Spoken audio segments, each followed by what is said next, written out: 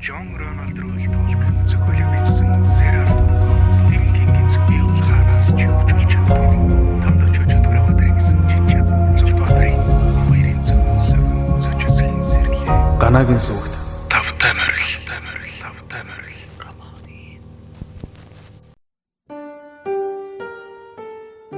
Sir Arthur Conan Doyle, Sherlock Holmes.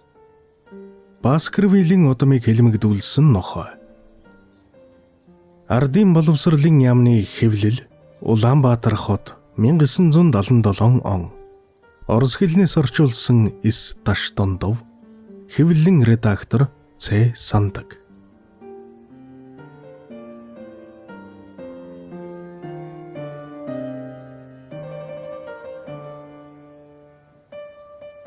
Ёсдгөр бүлэг Доктор Ватсны 2 дахь тайлан.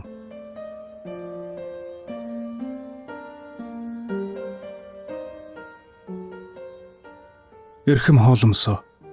Таны илгээсэн элч чинь ирснийхээ дараахан сонин сайхан мэдээгээр сэтгэл баясуулах нь бага байсан бол одоо түүнийг гүйцээ нөхөж байна гэдгийг та хүлээн үздэй. Яагаад гэвэл хэрэг явдал хойноосоо цуваадлаа байна. Бэрэмор хоосон тасалгааны цонхны хажуу зогсож байсан тухай зүйлээр сүүлчийнхээ тайланг дуусгасан бол одоо түүнээс хойно их хэмжээний сонин мэдээ хуримтлан бөөгнөрсөн нь таныг арга буюу гайхуулах нь магад.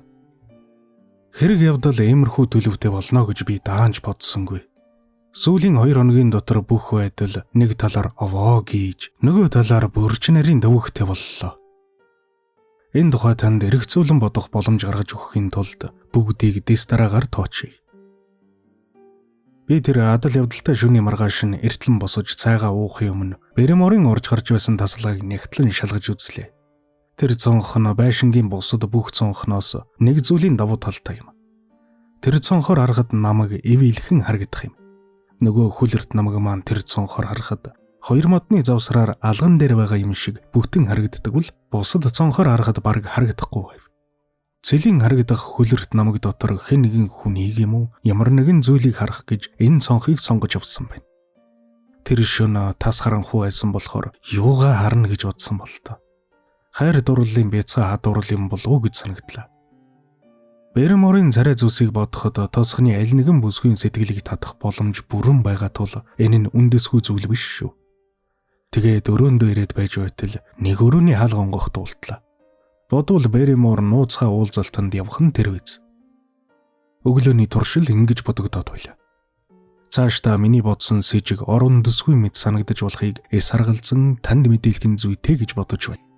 Бэрэморын ажил үйлдэлийн шалтгаан тодорхой хүртэл хоошлуулж энэ шөнийн хэрэг явдлын тухай чимээг өнгөрүүлвэл дэндүү том хариуцлагыг толгойдоо хүлээхэд хүрнэ гэж би бодлоо.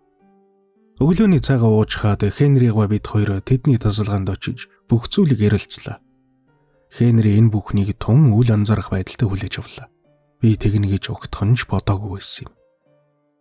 Бэрэмор шөндөө цааш наашаа эксэлгүүцдэг би хизээ нийл мэдсэн. Энэ тухай түүнтэй ярилцах гэж бодоод л байгаа.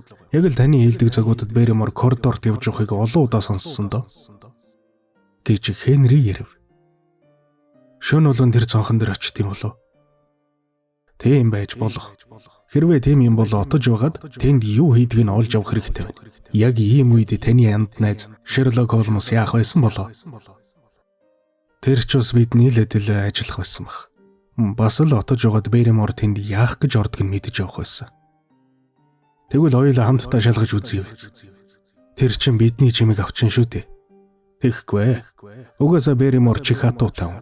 Ер нь ямар ч бас үзээд алтай хоёулаа түүнийг манай өрөөнд түлээцгээе. Энд арга буюу өнгөрүүлж байгаа нэгэн янзын амьдралдаа ялэмгүй ч гэсэн нарийн оруулах боломж гарсанд Хенригаа баярлан гарынхаа алгыг үрж суuna. Залуу язгууртан Чарльз Ванд өөрчлөн байгуулах төлөвлөгөө бэлтгэн боловсруулж байсан уран баримлчидтай уулзаж бас Лондоноос ажил гүйцэтгэгчийг өрн ирүүлсэн тул ойрын хугацаанд энэ их өөрчлөлт гарна баг. Плимутээс тавилын дарахнууд чимэглэлийн мэрэгжилтнүүд ирчгээд байгаа. Өөрийнхөө өвгдээдсэн алдар хүндийг сэргээн босгох гэж манаа найз маань хүч хөдөлмөр хөрөнгө мөнгийг эс хайхран тун дөрвдөө хөдөлж байгаа бололтой. Байшингаа засаж сэлбэн бүх тавилгын зүйлийг тавьсны дараа Хенрид эхнэр авхал үлдэх болж байна. Энэ үгэндээ гэж ярихад хөршээлийн ганган бүсгүй Степлтоныг туныг шохооргож байгаа болохоор явдал төвөг болоод байхгүй шахуу болно байх та. Гэтэл энэ хоёрын паян тухайн нөхцөлд байж болохоос арай л ээдрээтэй явж байна. Жишээлжилхэд өнөөдөр энэ талаар гарсан ялэмгүй ан цав манай найзыг ихэд гайхахад хүргэж сэтгэлийн нэвгүү түллээ. Берриморын тухай хөөрнөн ярьсны дараа Хенри бүрх малгайгаа шүүрэн авч нэг тийш явахыг завдав. Би ч бас явахад бэлдсэн нь зүүн хэрэг билээ. Гэтэл намайг учир тайхан харж та надтай хамт явах гээ юу гэв. Таны хаашаа явах гэж байгааг чинь л мэдэх хэрэг. Хэрвээ намайг тийшээ явах гэж байгаа бол хамт гарнаа. Мэдээж намайг руу явна. Би ямар шүү заавар захиастай ирснийг та мэдэн шүү дээ. Танд садаавлах гэсэн санаа өгөх толго. Гэвч ялангуяа намайг тийш таны ганцаар явж ердөө болохгүй гэж хоолмосноод хэлсэн. Та өөрөө чихээрээ сонссон шүү дээ. Хенри гой ялдамхан байдлаар мишээж нөхөрсөг байдлаар намайг зөхөж аваад Эрхэм найз минь. Хоолмос хичнээн алсыг харж чаддаг ч гэсэн миний амьдрал ах үе цаашдаа ямар шүү янзтай болохыг тааварлан мэдэж чадсангүй. Миний хэлж байгаа ойлгомжтой үстэй. Очиж та над садаа болъё гэж бодмооргүй дээ. Зүгээр намайг ганцаарн минь явуулчих гэлээ. Та бодоод үстэй. Би яахарахгүй болсон. Би яах юу хэлхээ мэдэхгүй гайхаж байх оронд Хенри гой таяга бариад гараад явчихлаа. Жаахан эргэцүүлэн бодсон чинь яах гэж би түүнийг хараанаасаа гаргаваа гэсэн санаа сэтгэл зовнив. Лондонд буцаж очихдоо миний гинэн зам маань гай завланд хүргэлээ гэж танд илтгэхэд хүрвэл яах вүлээ? Ингэж бодоход хамаг би халуун өргөх шиг болсон. Дэндүү хождоогүй байна. Гүйцэж болох байлаа. Тэр дорол би Мэри Питаусыг чиглэн гарсан юм. Хенрийн бараа харагдахгүй байсан боловч замдаган явсаар хүлэрт намгийн гүн дүрдэг харгуу байдаг газар хурч ирлээ. Тэгээд би буруу замаар явчихв гэж эргэлзэн тэр үед нөгөө чулуу хэмгэлэн авдаг байсан толгой дээр гарч ирвэл хүлэрт намайг эвэлхэн харагдаж байв. Хенрийг ч олж харлаа. Надаас хагас мод орчим зайд Хенри гой маань мисс Степлтон хүүхэн хоёул харгуу даган алхаж явна. Тэр хоёр урд нь ярилцсан тохирсон байсан учраас өнөөдрийн уулзалт санамсаргүй таарсан биш болох нь ойлгомжтой боллоо. Тэр хоёр ярианда ам халж алгуурхан явах бөгөөд Степлтон нь Хенри гойг ямар нэгэн зүйлд итгүүлэхийг хичнээн уралдахыг тэр ихэд анхааран сонсож хаяа толгой сэгсэр харагдана. Би яах учраа олж ядан бол чулуун дотор зогссоор байв. Гүйцэж очиод тэр нандин хувийн яриаг таслуулна гэдэг санахгүй хэрэгдэ. Гэхдээ би ямар үүрэгтэй ирсэн хүн бэлээ дээ. Ердөө Хенригээс ганцхан хурамч гисэн нүд салахгүй байх л үүрэгтэй ирсэн. Амт найзаа мөрдөж мөшгөнө гэдэг том базаахгүй ажил. Ямар ч байсан тэр толгойн орой дээрээс ажиглаж угаад сүүлд сэтгэл дэмүүлдэхгүй тулд бүгдийг өөрт нь ярихаар шийдлээ. Харин энэ үед Хенрид альва аюул тохиолдвол даан чухал байсан болохоор туслалцаа үзүүлж чадахгүй байсан мэдээж. Өөр ямар ч арга байсангүй гэдгийг та ойлгоно байх. Сэр Хенри Степлтон хүүхэн хоёр яриан дуулаарин хідэн алхам явсны дараа зог тусан зогсоход тэдний уулзалтыг нүдээр үзсэн хүн нь ганц би биш юм байна гэдгийг ойлголоо. Булчулууны хооронд нэг ногоон юм цухас хийв. Сайтар ажиглавал нөгөө савхмод нь дишилсэн ногоон юм барьсан хүн харгуу чиглэн явж байх нь эрвэхэн торон ховоогоо барьсан Степлтон мөн байв. Тэрээр нөгөө хоёрт надаас нэлээд ойр байх өгөөд тэднийг халз чиглэн явж байна. Ягина гişэнд Хенри гой мисс Степлтон авахыг тэрэн авч цаадах нь буруу харж барьцнаас нь арахыг хичээн байтал Хенри тонгоож хүүхэн гарынхаа алгаар нүрээ даран байснаа. Нөгөө хоёр маань нэг нэгнээс ухарч иргэн харцгаалаа. Энэ бол өнөөх торон ховоогоо эв дүүгүй совлуулан хамаг хурдаар гүйн ирж яваа Степлтоноос болжээ. Тэр улаар нь зовхчиж гараа сарвалзуулан гүйсээр сэтгэлд хоёртой зэрэгцэн ирж байж ятан хөндлөлтөн. Энэ бүхэн ямар учиртайг би ойлгож чадаагүй боловч Степлтон ямар нэгэн зүйлд Хенри гойг зэмлэн буруутгаж байхад цаатхан цагаатхан байх зураа омгон жаахан хүрс хэрэл байх бололтой. Хүүхэн дажгүй байдлаар тэдний дэргэд зогсоно. Эцэстээ Степлтон эргээд явахдаа дүү хүүхнээ захирангуй маягаар дөгөхөд хүүхэн тэнэгэлзэх байдлаар Хенри гойг нэг хараад ахыхаа хойноос явлаа. Байгаль судлаагч дүү хүүхэндээ уурлан байгаа бололтой огцом үсчиж явна. Хенри тэдний араас хэсэг зур харж угаад тулгуунжуулан буцах замдаа орлоо. Харсаар байтал болж өнгөрсөн энэ явдлын утга учирыг ойлгоогүй хэрнэ найздаа урдчлан дуулгалгүйгээр түүнийг ирж болсондоо маш их хичж байлаа.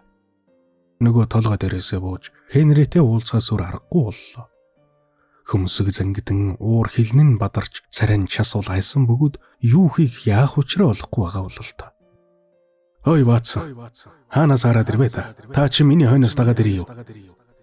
Түүнийг ганцаараа гин явуулж болохгүй гэж бодоод араас нь дагаж явсаар тэр хоёрын уулзсан мөн түүний дараа болсон явдлуудыг сүмийн харснаа тайлбарлан хэлхээс өөр аргагүй боллоо.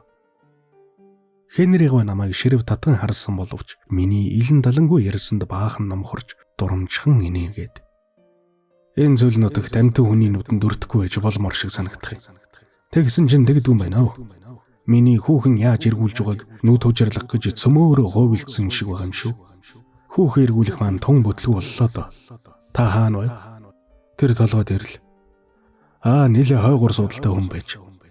Харин хүүхний ах нь нилээн ихний игнэнд суусан хүн юмсан ч тэр бидэн рүү яаж давшилж байгааг та хараа үсттэй. Харсан. Түүнийг ухаан солиотой этгээд гэж таны санаанд орж байсан удаа би юу? Гүй тэгж орж ирж байгаагүй. Надад ч гэсэн үгүй л дээ. Би Стеблтныг өнөөгийн өдөр хүртэл хүн шиг хүм гэж бодож явсан юм. Одоо бодоход бол бид хоёрын нэгэнд ном хотгох зам зөмсгөх хэрэгтэй болсон шиг санагдана. Би тийм тусгүй муу хүн гэж юу? Ватсан та надтай хамт нилээд байла нуулгүй хэлж. Хайр сэтгэлдээ хүүхэндээ сайн эрнэх хөрөө байж болохгүй садаа болох юм надаа юу вэ? Миний бодоход садаа болох юм алга да. Стеблт нийгэмд эзлэх байр суурийн хувьд энтэр гэх юм байхгүй болохоор хамаг зүйл надаас л болж байх шиг. Тэр чинь надад ямар санаатай хүн бэ? Би ч амьдралынхаа дурш хүнд гим хор хийж явсан удаагүй. Тэр мө зөлөгч намайг дүү хүүхэндээ ойртуулагч дургүй байх юм. Бүр тэгэж хэлж гинөө. Тэгэж байна. Бүр үүнээс ч даварсан юм ч ярьсан. Би энэ эмэгтэйтэй танилцаад хэдхэн 7 хоног байна. Хамгийн анхныхаа уулзалт дээрээс л тэр хүүхэн миний төлөө төрсөн хүн. Бас тэр хөрөвч гисэн өөрөө надтай байхдаа дуртай байсан. Энэ үнэн шүү. Бүсгүй хүний нүд нь ярианаас их зүйлийг хэлдэг шүү дээ.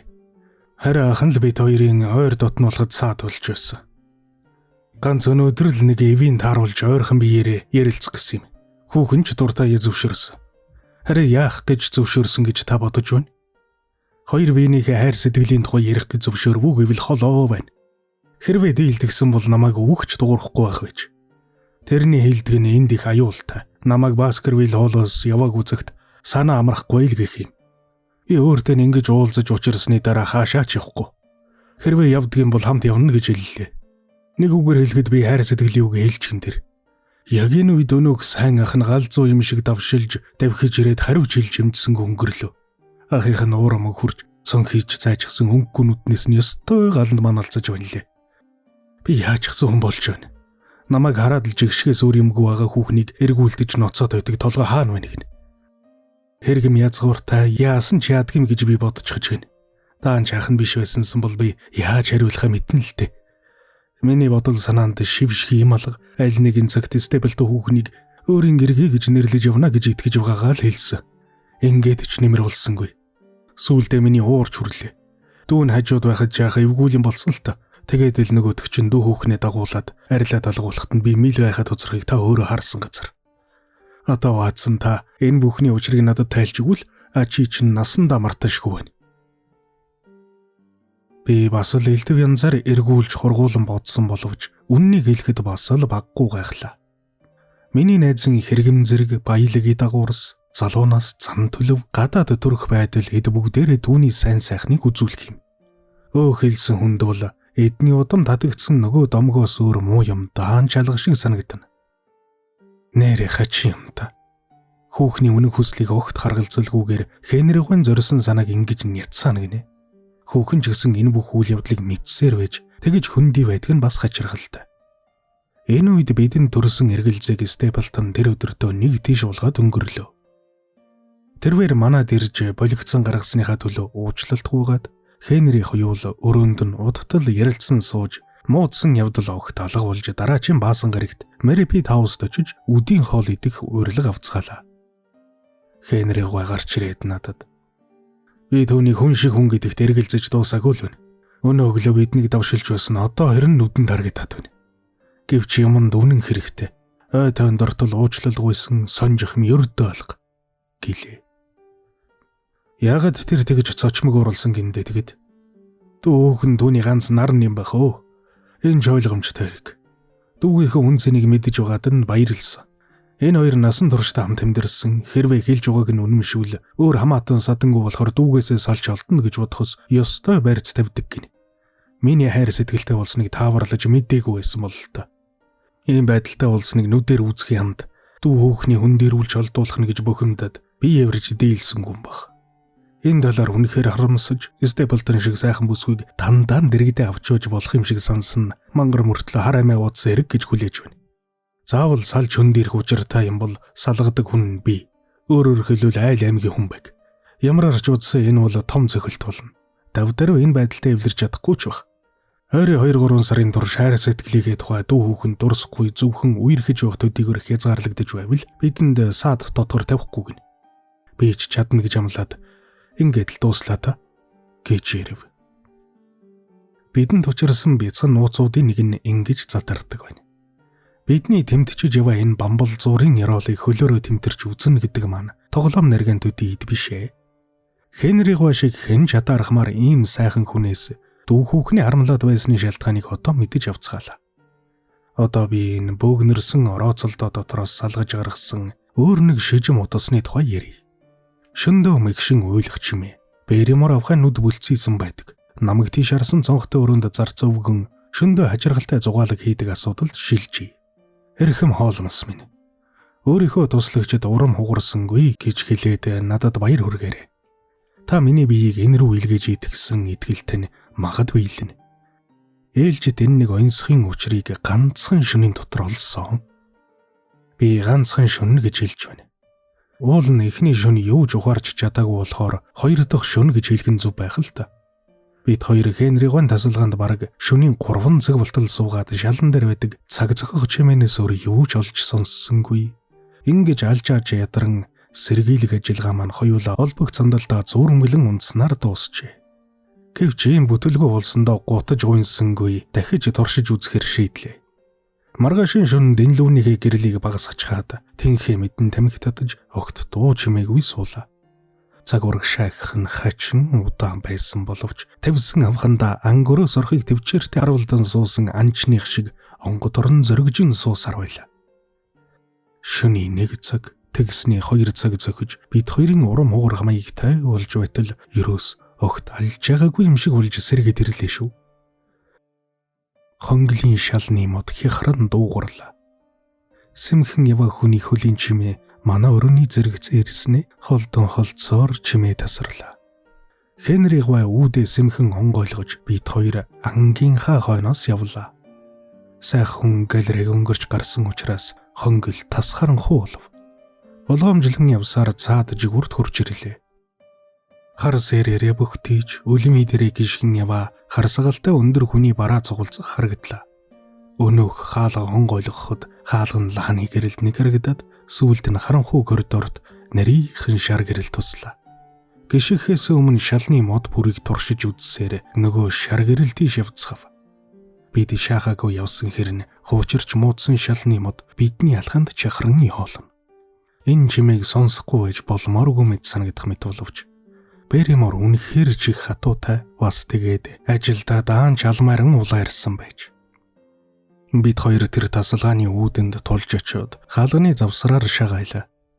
Өвгөн зарц цонхны шилэнд нүрээ бараг наалдуулчаад лага бариа зогсож байна. Нэг үгээр хэлэхэд 2 шөнийн үрд намайг харахад байсан шиг эл байлаа. Бид чухамдаа ингэж ажиллана гэж нарийн төлөвлөгөө боловсруулаагүй байсан боловч Хенри шийдмэг үйлдэлийг ердийн зүйл шиг боддог хүмүүсийн нэг учраас шууд тасалгаанд орж явчихлаа. Бэримор цонхноос огл харан зайлж нүүр нь үгсэн хүний царай шиг цонхийн зэвгийгээд амьсхан тасалтан хамаг биеийн чичирсээр бидний өмнө зогсов. Цагаан царайд харшсан хар нүдэнд нь асар аимшигын шинж илэрхий. Дэмил бит хоёрыг ээлжлэн харж байв. Бэримор та энд юу хийж байгаа вэ?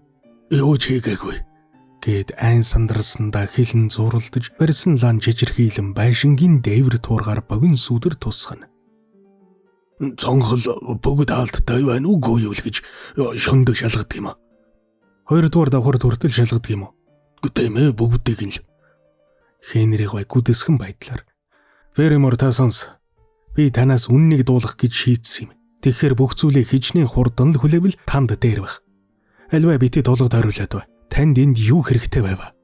Гэлээ. Зарц аргагүй байдлаар биднийг харж балмагдсандаа гар зангидэн зогсон. Би муу юм өгтэйгээгүй.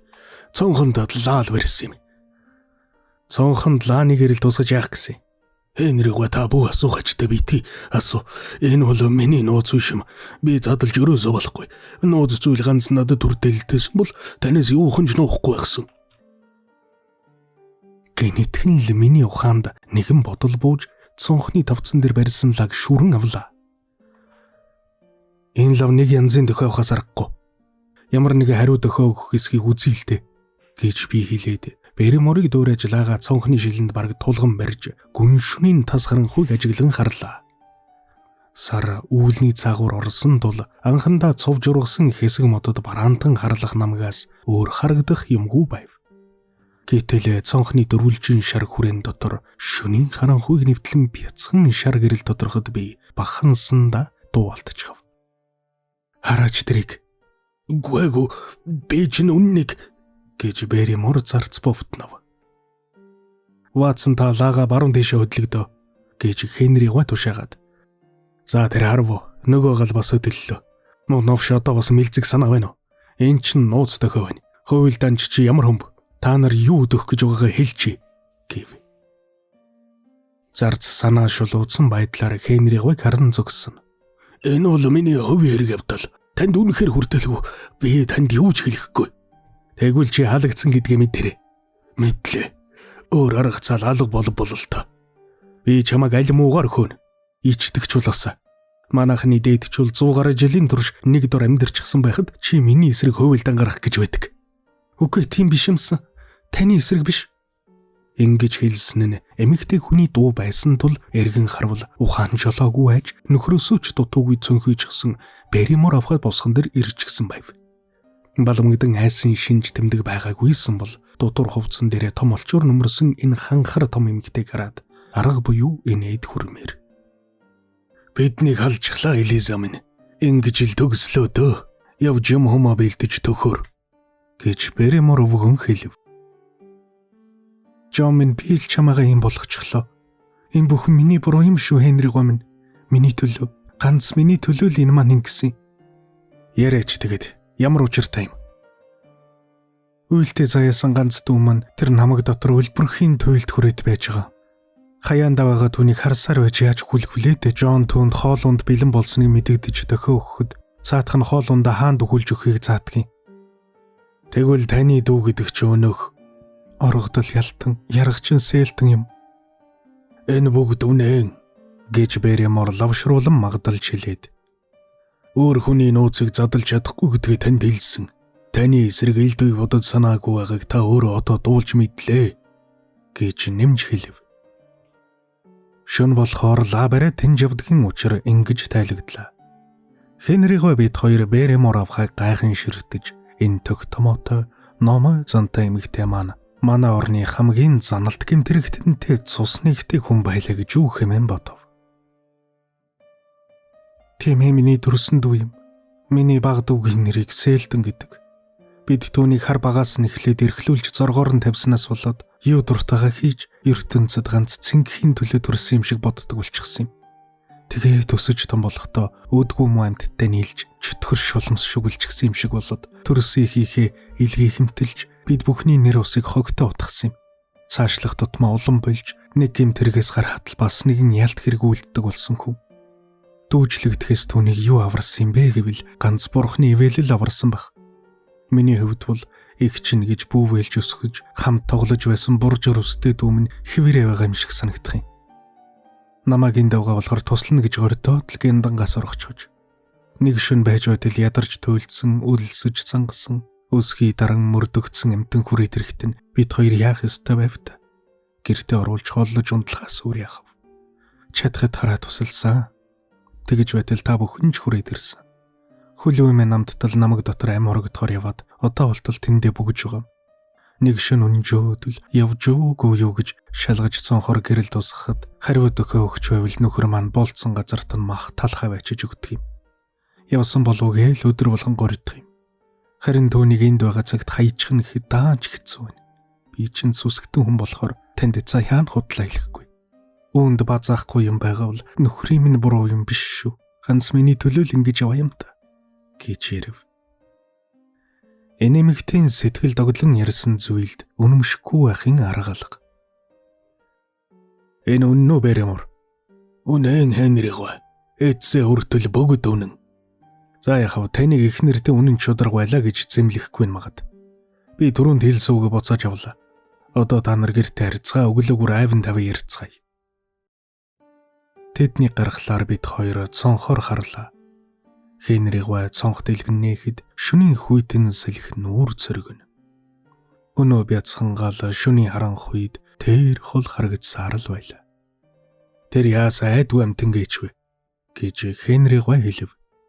Ганцхан эндээс л харагддаг байх та. Магадгүй. Тэр ер нь хаахна байх шиг байна. Борчин чулуун босгол овооны хавцаа алуулав. 4 модо солг баха. 4 мод ч өрөхгүй бах. Бэрэмор идэх уух юм хүргдгийг бодоход асар холг бах. Галын баримжаагаар хүрээд ирнэ гэдэл хүлээж байгаа та. Ваацсан. Би ерөөсөө явж тэр алуурчныг барьж аваад ирээ. Ийм бодол надад ч бас төрсөн юм. Бэрэмор биднийг өөртөө илсүүлж аваагүй. Бид нууцын хүчээр хэлүүлсэн юм чинь яадаг юм. Нийгэм даюултай тэр мэтийн хүний хөөр хилэн цагаатгаж хэрхэвч болохгүй. Ийм завшаан төгөөлцнийг ашиглаж хүн амьтанд хор хүрэхгүй болгодог тэр газарт нь аваачиж өгөх хэрэгтэй байв. Тэгэхгүй бол бидний болчмгүй явдлаас болж улс амьтан хөгөрөхөд хүрнэ. Хизээ язаагүй нэг шөнө Стеблтныхныг дайрахыг хэн бэгхэв. Чухам ийм бодлол Хенриг зориг шулуутахад хүргэсэн биз. Би бас хамт явна. Тэгвэл гар буугаа аваад шагаагаа өмсчих. Түргэлэхгүй бол галаа унтраагаад алга болчихно. 5 минут ч өнгөрөөгүй байхад бид хоёр намрын сэлгэний жигдхэн эсгэрх дун унах навчсын шаржигнах чимээн дунд харанхуй модон дундуур алхаж явлаа. Чигийн ихүн үнрээр агаар дүүрчээ. Тэнгэрт хөшөглөн татсан үүлсийн цаанаас сархаяа бултайн зохих бөгөөд намаг тийш гарахын хамт бороо шиврэн орлоо. Шар цавар гал бидний өмнө бүртгэн сөөрл байна. Та ямар нэг юм авч гарсан уу? Гэж би асуув. Авсан ташуур аваад гарсан. Тэр чи яхаас ч буцахгүй хүн гэж яриад байгаа. Тэгэхээр сэхэ авч эсэргүүцэж амжихаас өмнө гинтэл бариад авъя. Хөөе Ватсон гэж Хенриг гинэт хэлээд. Хоолмосын тухай юу гэх байсан бол муу юм дагнан эзэмдэж байдаг шөнийн цагт гэж хэлсний санаж байна уу? Яг түүний хэлсэн үгэнд хариулах мэд 2 хоногийн урд Гримпиний бамбалзуурын орчимд намайг үнэхээр гайхахад хүргэсэн өнөөх хачиргалтай дуун харанхуй намгийн тэртээ алсад дуулдлаа. Чиг таарсан салхинд эхлээд яншин янгнож улмаар архирэн байснаа гангинан гасаллаа. Энэ аимшигт дуун дараалал алдалгүй давтагдан ойр орчны агаарт хатан дуурсав. Хенриг миний ханцуу дээрээс базан авахад хамаг нүүр царай цөнхийн цайсан байхыг шөнийн харанхуйд хэрн тодхон харж амжлаа. Бурхан минь чи юу вэ Ватсон? Би мэдгүй маа. Энэ намх тийм дугаардаг л гэж амтан ярилцах юм билээ. Би өөнийг дуулж байсан л та. Үлэх дуун намдаж нам гүмх боллоо. Бид хоёр чих тавин чагнсан боловч эргэн тойрны нам гүм байдлыг алдуулах юм юу ч алгаа. Ватсон энэ ч нохоо үлж байна шүү дээ. Хенриг ингэж хэлэхдээ хоолойн зангирч байгааг сонсоод би тоомгүй хайлаа. Улсууд үнийг юу гэж ярилцдаг юм бол? Ямар улсууд? Энэ нутгийнхан эндхийнхэн ч эрдэм номын дөргүү улс болохоор юу ч гэж ирж байсан ялгаагүй зү. Тэр улсууд үнийг юу гэж өрж байгааг надад хэлээч дээ. Би анхандаа эргэлзэж байсан боловч хүн юм асууж байхад яаж дуугүй өнгөрөхөв. Баскервиллийн нохоо ингэж үлдэг гэлцэх юм билээ гэж хариулв. Хенриг гиншин уруу царайлж хэсэг чимээгүй байснаа. Яг нохоо л ингэж үлэх ёстой. Нилээд хол тэр талд бол той юм уу та гэв. Үлэх тоо хаанаас гарсныг би мэдсэнгүй. Салхинд ингэж дуулдаж байгаа юм. Гримпиний бамбалзуур хаана вэ? Тэр мөн үү? Мөн. Тэр чигээс л дуулцсан. Ватсон та болооч дээ. Та ч гэсэн нохоо үллээ гэж бодож л байгаа шүү дээ. Би ямар хүүхэд биш. Үнний нийлхээс бүү зов. Эртүүд би Стеблтон таамт явж байсан. Зарим шоу ингэж дуугардаг гэж хэлж байна лээ. Гүй биш хол байна. Гар цаг өнөх. Бурхан минь. Тэр хоосон балаа ирэнд байгаа ч гэсэн өмнө хөв байна гэж юу? Үл ойлгох ямар нэгэн аюул надад занал хэлж өгнө гэж юу? Ватсан та үүнд итгэдэггүй үсттэй. Гүй. Ийм балаа имийг дуулчаад Лондонд инээд сууна гэдэг нэг хэрэг, харин харанхуу намаг дотор энэ үйлж угыг сонсно гэдэг шал өөр хэрэг байна. Авгах маань яалаа. Түүний дэргэд нохоо мөр байсан гэсэн мэдтэй. Ингээд л нэгэндээ тараад байдаг гэж. Ватсан би чинь тийм чуулчар амтэн биш л юмсан. Гэтэл үнийг сонсоод судсаар цусгүй ихэ зогсох шиг болж байна. Гэхдээ та миний гарыг бариад үзэлтэй. Үнэхээр түүний гар гантгж болов мэт цэлэх үйтэн байлаа. Маргааш ихэд зүгээр болно байлгүй дээ. Үгүй би үүнийг хизээч мартахгүй. Одоо хоёулаа яах вэ? Гэрлэг эргэцгэх үдэ. Хаанаас та тэр нов шиг барихтаал барь. Та бид хоёр оргодол ялтан хөөцөлдөж тэр аимшигт нохоо бидний хөөж яваа хэрэг баг. Тамийн аль муу юм болгон энэ намгийг нөмрөд ирлээч гэсэн уухарна гэж ярихгүй дэхөө.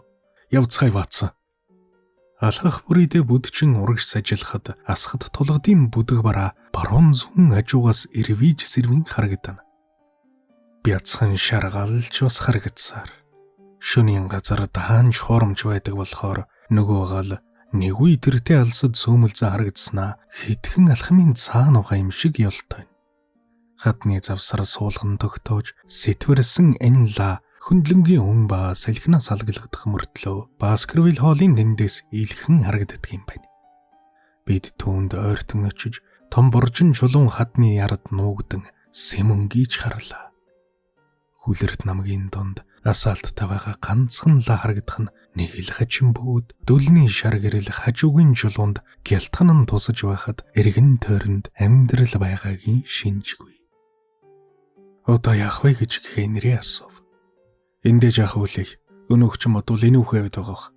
Одоо гараад ирчих магадгүй. Би ингэж хэлж дуусаагүй шахан байхад өнөө хүний барааг харлаа. Ласаалттай хавилд элдв тачаалын ур мөрөөр эрэмдэг зэрэмдэг болон хүний шинж төрхөө алдсан аимшигтай царай харагдав. Эрт үрд цагт энэ тулгадын бэлд амьдарч байсан зэрлэг хүмүүс л ийм шороо шавхай тутгалдсан үс сагалдаа орооцолцсон нүүр царайтай байсан байх. Шөнийн харанхуй данчны энержим явсан гөрөөсний нүд шиг эргэн тойрны хорсолтоогоор ажин харах өвчин байрын онигорнуудэнд нь лааны гэрэл ёлтойн тусна. Тэр ямар нэгэн сэжиг авсан болол та. Бэримор тэд нар бидний мэдэхгүй ямар нэгэн төхөөгөр харилцдаг байсан уу? Эсвэл хэрэг биш боллоо гэж таамагласан юм уу? Ямар ч байсан түүний ой гутам царайд айсан тэмдэглэрхийг би ажиглав. Тэр хизээл бол хизээ лаага унтраагаад зүгтэн алгуулах байв. Би ингэж бодоод босон харайтал Хенри гож миний хойноос үсрэн бослоо. Өнөөх оргодол ялтан хараал зүгэл тавин бидний зүг нүүлгсэн чулуун булхад цогж хагаран үсчихнэ. Аз болоход яг энэ үед сар үүлний цаанаас цохойж биднийг нь толгойг өгсөнгүйхэд өнөөх оргодол билийг дагаж хат чулууд амжин янгэр ямаа шиг харайлгаж гарлаа. Онож бодвол түүнийг шархтуулж болох байсан боловч би гар мухар хүний араас буудах гэсэндээ биш. Биеийг хамгаалах гэж гар буу авч гарсан учраас буудсангүй. Бид хоёрын хэн нь бузгааг үүдэг боловч түүнийг яагаад ч гүйцэхгүй юм байна гэдгээ төдхөн ойлголоо.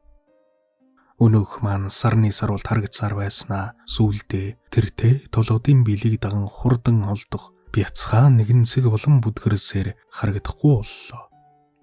Бидний хоорондын зай улам нэмэгдсээр явандаа бид хоёрын тамир тасран сүлдэж алга болон олдож байгаа түүний хойноос ширтсээр шулуун дээр сууцгаалаа.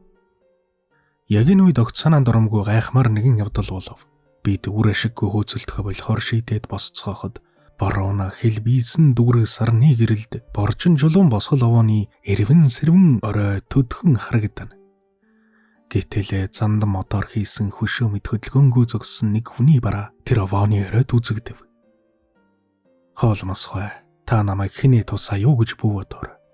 Би нүднийхээ хараанд магад итгэж байна. Туранхай биетэй өндөр нуруутай тэр хүн хөлөө ялимгүй алцаалган тавьж хоёр гараа цээжиндээ зөрүүлэн бариад урдаа цэлэн харагдах хүлэр ба боржин чулууг бодол хийлэн харах мэд тонгойн зогсоно. Эндэх намгийн сүнс надад ингэж тайралтдаг юм байна. Тэр бол өнөөх оргодол ялтан биш. Оргодлын далд орсон газараас тэр хүн хамаагүй хол газар байлаа. Бас ч тэгээд нуруугаар өндөр хүн юм. Би тулгамдан дуулдаж Хенри руу эргэж гараас нь барьж аваад харахад ганцхан секундын хугацаа өнгөрсөн боловч нөгөө хүн зайлж амжжээ.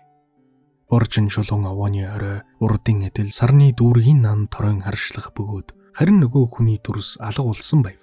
Би тэр дорн явж очиод нөгөө авааг үзье гэж бодсон боловч бас нэлээн зайдуу байхын гадна Хенриг байж өрх удмын өнөөх домгийг сэргээсэн нохон үлэх дунд дуулснаас хойш бүрэн тайвширч чадсангүй байв. Тэгээд ч тэр хүний барааг нүдээр үзээгүй болохоор энэ хачин зүйл төдийл сэтгэлийг нь татаж чадахгүй байсан биз. Харуул байх төө. Хоригдол орсноос хойш энэ намгаар харуул дүүрэн байгаа юм гэж тэр хэллээ. Хенри гуан хэлдэг зөвч байж магад. Гэвч түүнийг магадлан үзхийг би гүнийг хүсэж байна. Оргосон хоригдол нь хаана нуугдаад байгааг өнөөдөр чангалан хорих газарт мэдэгдэнэ. Харин бид түүнийг өөрөөсөө гардан баривчилж гянданд нь ёс төртөгөр хүргэж чадаагүй маань тоогүй хэрэг боллоо. Эрхэм хоолмос минь сүүлчийн нэг шөнийн дотор болж өнгөрсөн хэрэг явдал ийм байна. Эдгээрийн тухай тайланг бүрэн дүүрэн гэж та ойлгоорой. Миний ярьсан зүйлийн ихэнх нь бидний сонирхож байгаа хэрэгт огт холбоогүй боловч бүх баримтын зүйлийг тань мэдээлэх нь зүйтэй хэмээн үзв. Хэрэгтэйг нь та өөрөө ялган авах буй за. Юу ч гэсэн бидэнд багасга амжилт байна. Эрен Береморын Эвертөлвийн учир шалтгааныг олсон нь байдлыг нэлээд тод болгов. Гэвч хүлэрт намаг түүнд байдаг хачин эмдтийн нууц задраагүй хуучин хэвээр айлгаа. Дараагийн загтал та уул нууцын хөшгийг ялмгүй сөхөх болов хэмээн найдана. Ер нь та өөрөө хүрээд ирвэл хамгийн сайнсан.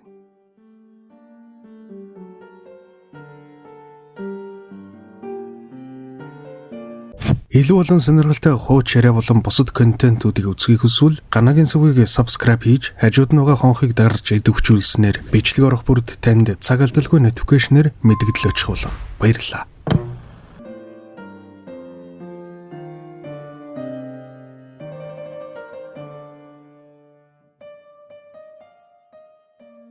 Аравдугаар бүлэг Доктор Ватсны тэмдэглэлийн хэсгээс.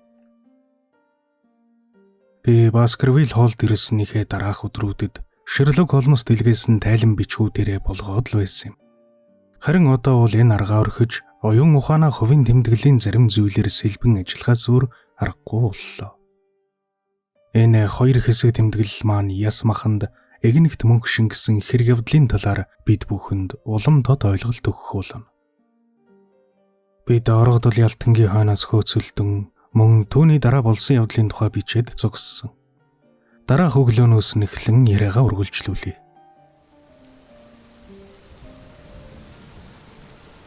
10 дугаар сарын 16.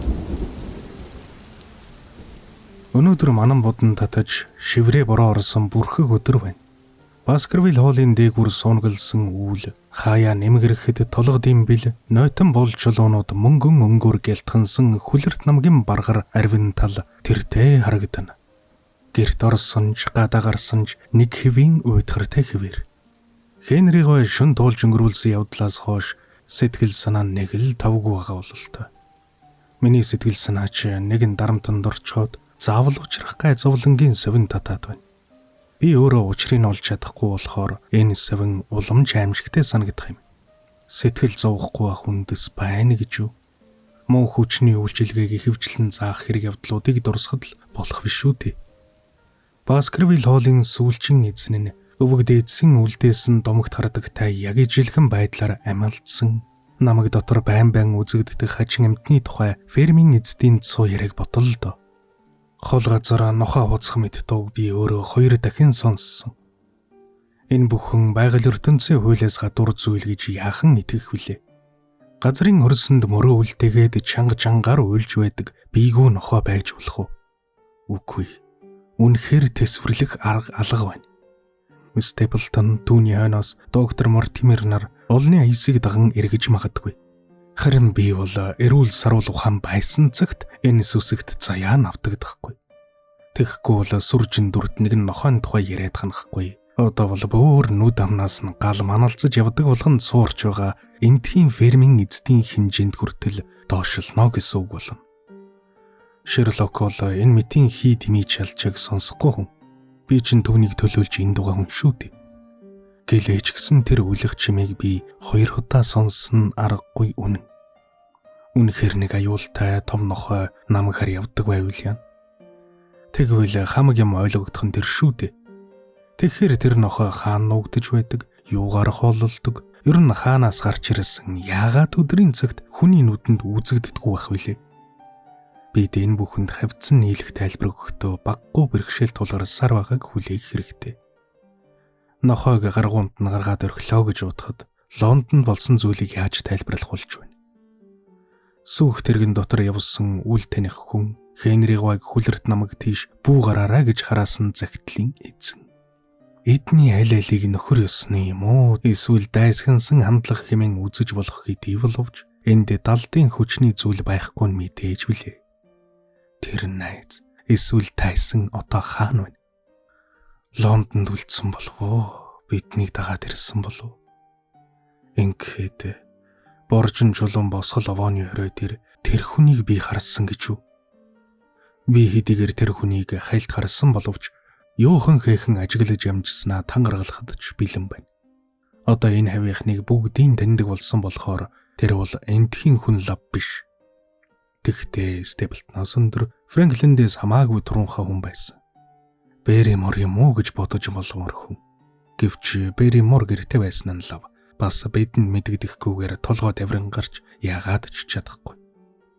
Тэгвэл бас Лондонд байсны нэгэн адил үл таних хүн биднийг мөрдөн мөшгөж байдаг юм байна. Бид одоо хэрэн түүнээс салж амжаагүй болж байна. Би тэр хүнийг бариад авч дөнгөсөнсөн бол ээлтэв төрлийн бүх хэрэгэлзээ тодорхой байсан юм. Энэ бол биелүүлэхийн төлөөнөө бүх хүчээд ажиллах миний цор ганц зорилт. Эхлээд өөрийн зохиосон төлөвлөгөөг Хенри Гвайтай зөвлөн ярилцахаар бодсон хэрэг ганцаараа зүтгэхээр шийдэж түүнд аль болохоор баг ярих юм шүү гэж санаа шалгуудлаа. Намаг дотор явхад дуулсан нохоо уйлах мэд чимээ түүнд сүрхий нөлөөлсөн учраас одоо болтол үг яриад зөөт ээлтвийг бодол хийлсэн хэвээрээ байна. Түүний сэтгэл түгшсэн байдлыг улам цаашлуулад явах. Харин би бол зэвсэг хөмөхгүй үзээ талтанда. Өнөө өглөө цааны дараахан нэг жаахан явдал болж өнгөрлөө. Берримор өнөөдөр тантай нэг юм ярилцмаар байна гэж ирээд Хенри Гвай тэр хоёр өрөөнд орсон юм. Би бильярдын тасалгаанд сууж байхдаа тэдний чанга дууран хөөрөлдгийг сонсож юунд хоо ярьж байгааг тааварлаж мэдэв. Төдхөн өрөөний нүүд онгойж Хенри Гвай намайг дуудан аваачиж ингэж ярьлаа. Берримор сайн дураараа нууцын тайлж өгсөн хөргөн дүүг нь барих гэсэн явдал шударга биш хэрэг гэж бидэнд гомдож. Зарцын царай цөн хийсэн боловч бие барьсан янзтай зүгсэн. Би баахан түргцэн байж магадгүй. Тэгвэл өршөөгөөрэй. Ямар ч байсан өглөө үүр цай хоёр та нарын хөлийн чимээ сонсож сээлтнийг барих гэж яваг чинь мэдээд үнэхээр их гайхсан. Би тэргүү ядж байгаа амьтныг хүн амьтанд зааж өгөөд яах вэ те? Та сайн дураараа сээлтнийг илчилсэн бол өөр хэрэг гэж Хенри хэлээд.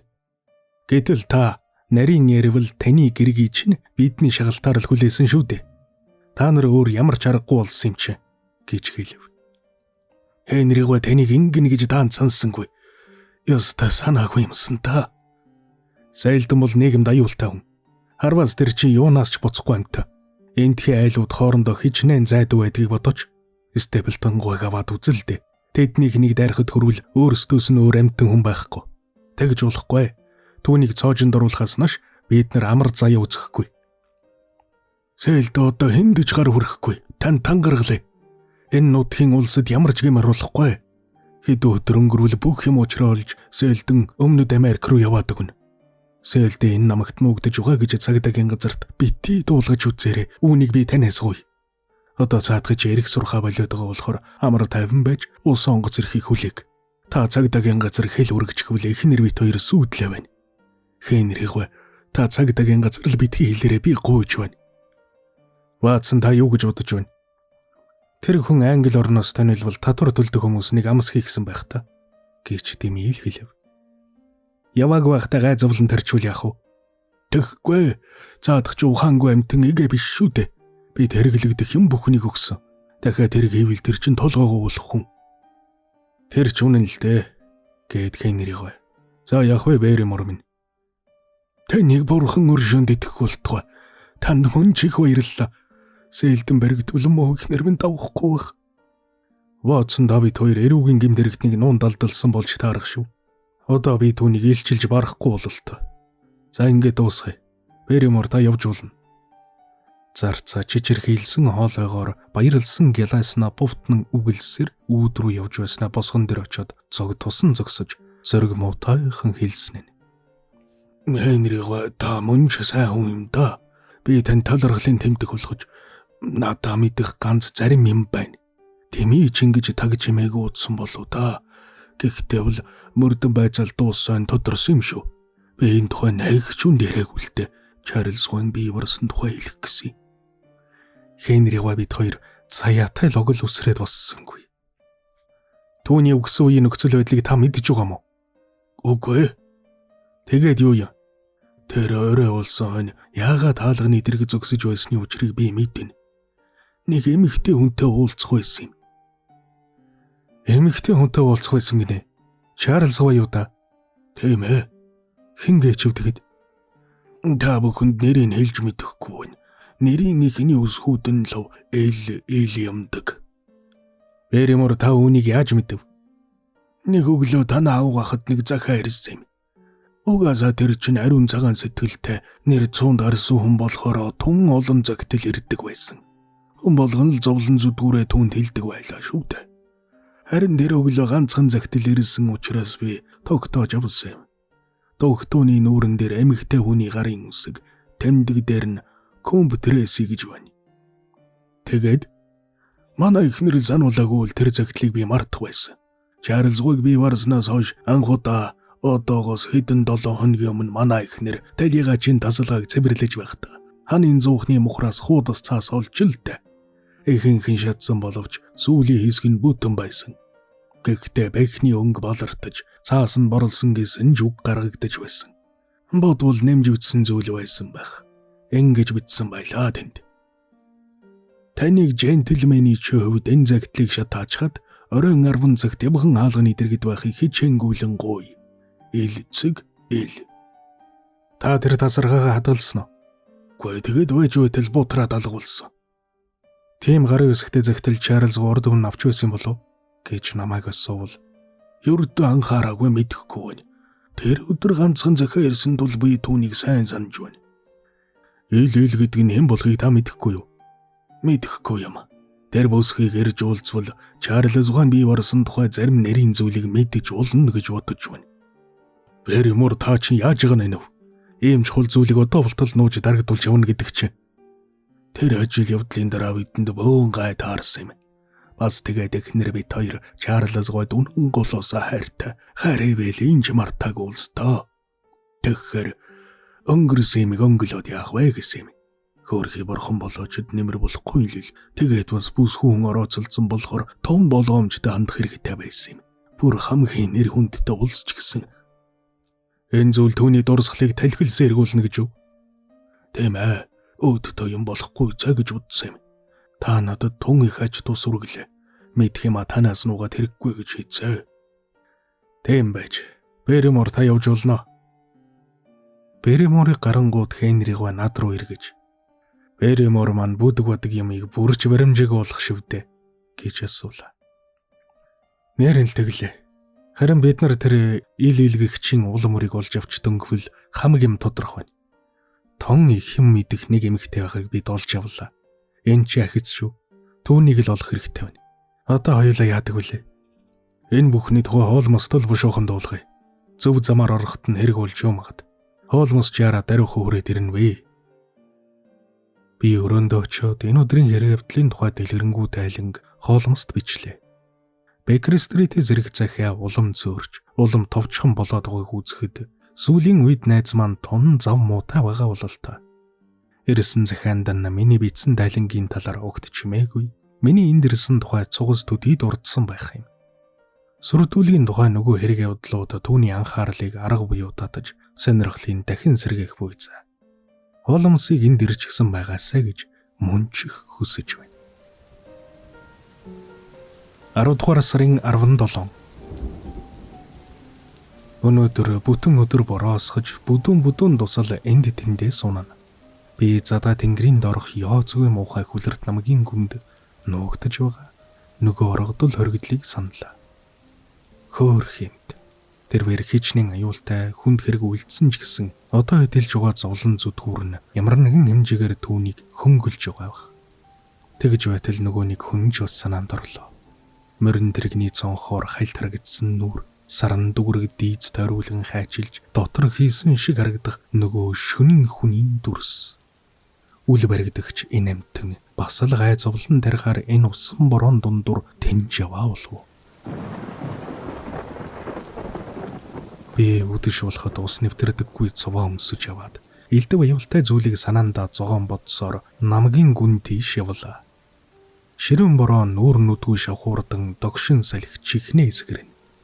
Ийм цагт Гримпний бамбалзуур дотор тэнүүжлэн яваа хэнийгч болов бурхан өршин аврах болтугай. Ийм бороотой өдөр дов толгод хүртэл цул шавхаа болдг юм байна. Нөгөө ганц хүний зөксөж байсан боржин чулуун авог эрж болоод арцгар сэрзгэр хорой дээр нь гарч тэр доор цэлийг сэтгэлд зэвүүн намгийг ажиглан харлаа. Усан борооны урсгалд хонхор газрууд твтэж хар тугалганы өнгөд борооны хүндүүл тэр дор хөшөглөн байгааг ин завсраар овоо толгодын элдв янзын дүрстэй орой үзэгдэнэ. Миний 100 гар талаар байгаа судгийн моднуудын орой дээгүүр Баскервиль хоолын нарийн самхгууд тэр хоол манан дундаас дөнгөж харагдана. Овоо толгодын бэлд байх балар эртний хүмүүсийн овоохойг эс тооцвол энэ нутагт хүн оршин суудгийг тэр хоёр цамх гал гэрчлэхэж. Уржигдэр шөнө яг энэ орой дээр зогсож байсан үл тэнэх ганц хүний улмөр хааж алга байлаа. Намайг буцаж явхад нойтон намгийн тэндээс морин дэргээр айсуу явсан доктор Мортимер гүйцэж ирлээ. Өнгөрсөн хугацаанд доктор Мортимер биднийг хэд халамжлан өдөр бүр Баскервиль хоол дэрж хэрхэн амьдарч байгааг минь асууж сурч явдаг байв. Доктор намайг тэргэндээ суулгаж гэрт хүргэж өгнө гэв. Нөгөө Испанил нохоо нам руу гүйж явж хаад эргэж ирсэнгүй алга болсонд сэтгэл ихэд гонсооч. Би Мортимер гуайг чадах чинээгээр тайвшруулж явахдаа Гримпний бамбалзуур чигдсэн одоо мөр санаанд тодорч Мортимер тэр жаахан нохоонхоо бараг дахин харахаа өнгөрсөн байх та гэж бодлоо. Би докторын хамт замын донсолгоон цэгсжүүлэн явах зураа. Та үзлэг хийдэг тойргийнхаа хүмүүсийг бүгдийг таньна баха гэж асуув. Тань энэ л гэж бодож байна шүү. Тэгвэл та ил гэсэн үсгээр хэлсэн нэртэй эмэгтэй хүний нэрийн овгийг гүйцэд болгоод хэлээд өгөөч. Доктор Мортимер хэсэг бодож байснаа. Мэдхгүй юм дөө. Гэхдээ вермүүдэд ажилладаг ажилчид цэг нарыг сайн мэдэхгүй байна. Харин вермийн эзэд жентри нарын дунд таарах хүн алга шиг бодогдох юм. Гүү байцаараа. Лаура Лайонс гэж нэг хүүхэн байгаа шүү. Мондо. Гэхдээ тэр бол компьютерээс зуудаг юм шүү дээ. Гэв. Тэр чинь юу хүнсэн бэлээ? Франклиндийн охин. Юу? Өнөөх итгэхэд өвгний охин гэж юу? За тийм ээ. Энд зургаар ирсэн Лайонс гэдэг зурагчтай суусан юм. Цаадах нь өөдгөө амтан байж байгаад хаяад болсон дөө. Гэхдээ хамаг бурууг тэр хүнд өгч болохгүй гэж ярилцгийг дуулсан. Зөвшөөрөл авалгүй нөхөрт гарлаа гэж эцэг нь охинтойгоо тангараг тасарсан гэдэг юм. Ганц тийм шалтгаан биш байж болох л дөө.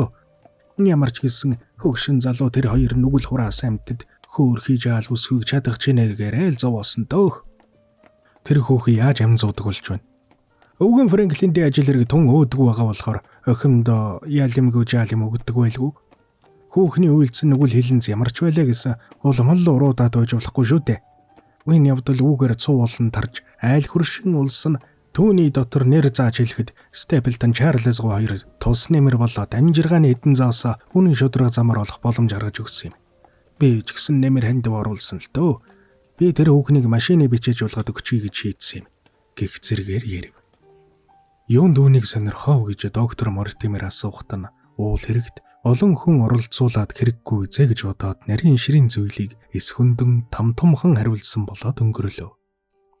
Маргааш өглөө компьютерээс орж таравхан нэр төртэй болсон Лаура Лайонс авхайг олж уулзаж чадвал нэг том алхам хийж нэг нууц таавар хоргодох болно. Энэ завсар таны үнэн чанд чинь мэргэн цэцэн овжин хүн болоод амжиж байгаа шүү. Доктор Мортимер арай хэтрихи асууж шалгаагаад ухаарна. Фрэнклиндийн гавал ямар төрөлд хамаарах вэ гэд асуужсэн чинь замын үлдэх хэсэг кранологийн талын лекцэн зориулагдаж өнгөрөв. Олон жил Шерлок Холмстай хамт байсан минь талаар өнгөрсөнгүй. Бороо хор орсон энэ уруутай өдрийн тухай бичиж дуусгын өмнө Беремортой ярилцсан нэг ярианы тухай дурдмаар байна. Энэ яриа бол чухал цагт надад хэрэг болох зүйлийг өгсөн юм. Мортимер манад үлдэж үдийн хоолны дараа Хенриг ба тэр хоёр Экарто тоглолоо. Зарцаа миний кофе цаг номын санд авчирхийг ашиглан хэдэн зүйл асуухаар шийдэв. За Беремор, таны хөргөн дүү чи юу хийж байгаа бол? Явж тонилсон уу, намагтаа бүгсээр байгаа юу? Одоо бөөмид бошуу хайрлаасаа билээ. Түүнээс үлж монжих юм амслаа. Би 3 хоногийн өмнө эцсийн удаа идэх уух юм төхүүлж өгснөөс хойш түүний тухай юу ч мэдэхгүй байна. Та тэгтээ барааг нь харсан уу? Хараагүй. Сүүлд үзэхэд идэх уух юм тавьсан газар алга байна лээ. Тэгвэл тэндээ байгаа юм байна да. Тийм болов. Нөгөө нэг хүн л идэх юм авчихаагүй бол. Би эсрэг хинцочиж Береморыг цоортол ширтэн харав. Тэр намагт өөр нэг хүн байгааг та мэдэх юм уу? Тийм. Бас нэг хүн энэ намагт бөгж байгаа. Та түүнийг харсан уу? Хараагүй. Тэгээд яаж мэдэв?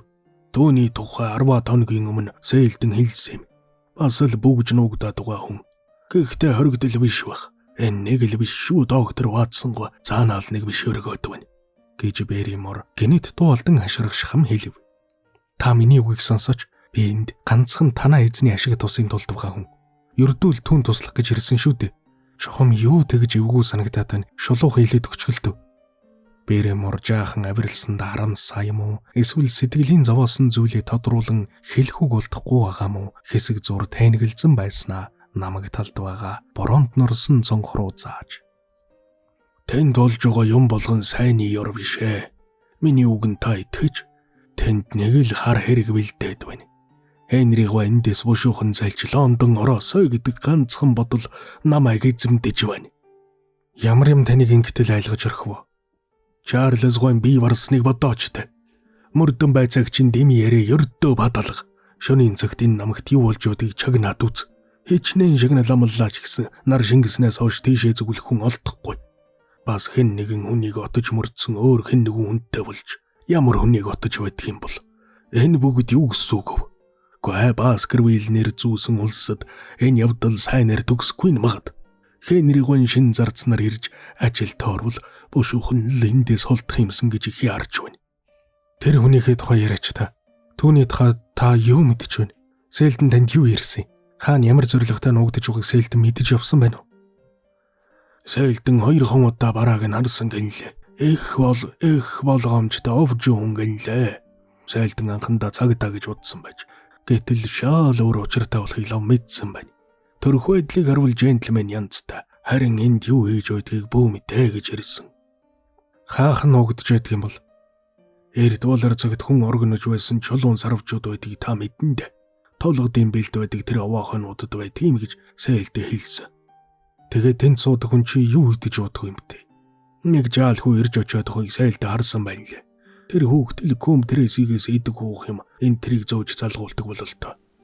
За мэдлээ. Беремор хоёулаа дараа энэ талаар дахин ярилцъя. Би зарцыг гарснаас хойш цонхны дэргэд очиж тэнгэрийн уудамд хурдлан давхих үйлс салхин цавчин байх моддыг нойтон цонхоор харлаа. Ийм өдөр гэрт байх тухмуутай байгаа юм чинь намайг доторх чулуун сарвчинд ямар байгаа бол. Ийм цагт тийм газар бүгж суухыг бодоход мөнж сүрхий үзэн ядах бодолд нэвтэрсэн хүн юм да. Чухам ямар зүйл энэ хүнийг хатуу ширүүн сорилтонд хүргэсэн болов. Миний сэтгэлийг шаналган зовоосон тэр зорилгын хамгийн чухал мөн чанар намгийн овоохонуудын нэгэнд нуугдсаар байна. Ганц өдрийн дотор энэ нууцад хүрч түүнийг тайлахын тулд хүний чадах бүх зүйлийг хийн гэдгээ би андгайлж байна.